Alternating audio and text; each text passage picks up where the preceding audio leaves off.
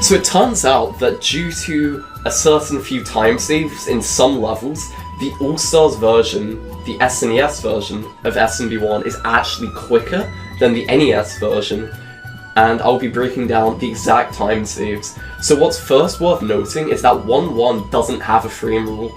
Ordinarily, the game checks for frame rules on the black screen transition into 1-1. It doesn't do that here for whatever reason, along with not checking in warp zones. So as a result, 1-1, 1-2, and 4-2 do not have frame rules.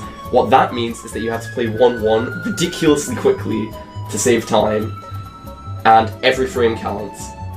So I did a Johnny Boy RPG. This 1-2 frame rule, combined with 4-1, as 1-2 doesn't check for frame rules, ties the TAS. What you need to do is a completely perfect 1-2. Notice how I barely don't die to this pipe. That's a good clip and a frame perfect right press. You then do a perfect first excel, which is even more difficult because of a strange buffering thing that this game does at the start of the level.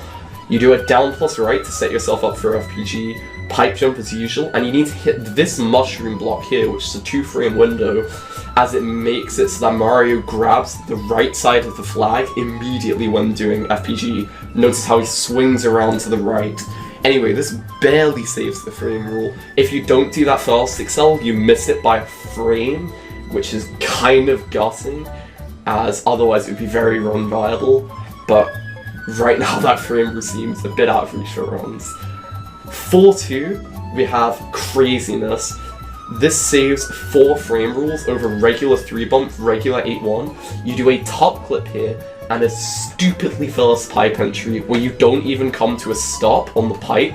You just jump at it, hold left to slow down midair, and down so you go down the pipe the first frame. That's very luck-based, especially if you're coming at it quickly, but it is doable, and it saves about a frame rule over the regular pipe entry method. Now 4-2, as I was saying, doesn't check for frame rules at the end of warp zones, meaning your speed is carried over to 8-1, and if you can play 8-1 fast enough, you could save even more time. This is what we do here. I do a down plus right off the back of that block to lose 1 subpixel, which sets me up to lose a few more subpixels right about here by down plus righting off that set of 2 blocks, setting me up for, as Lakuki would say, 6Z flagpole glitch.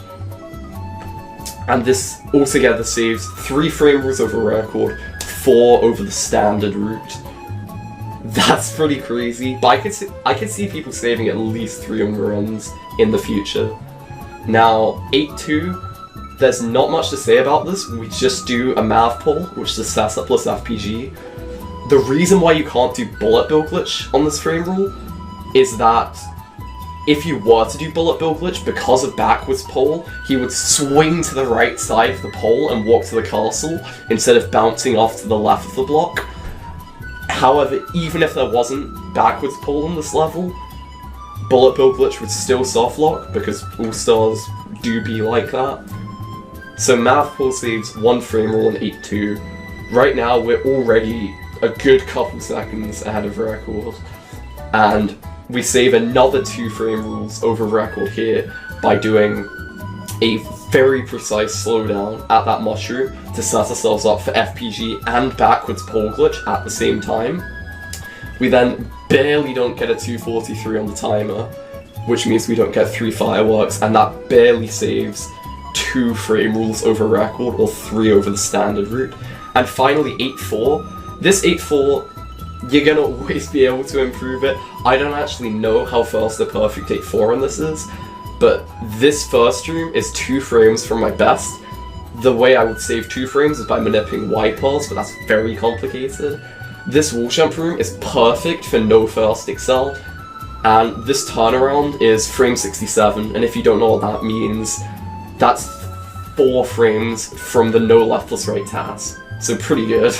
I think I actually lost a frame because I overshot the pipe, but still pretty good. This water section is also perfect. You have to do it differently in this version, because the fire bars are a bit weird and a blooper gets in your way in the middle of it. But overall, this comes together to get a 453.28. I TAS 3 timed it this morning. The split say .23, that's controlled manually, you know the deal. So, how much of this do I think could be done on runs? I think the 1-2/4-1 frame rule is maybe a little out of reach for now. It's not much harder than plate 1 plus a harder 1-2G, but it's not the most fun thing.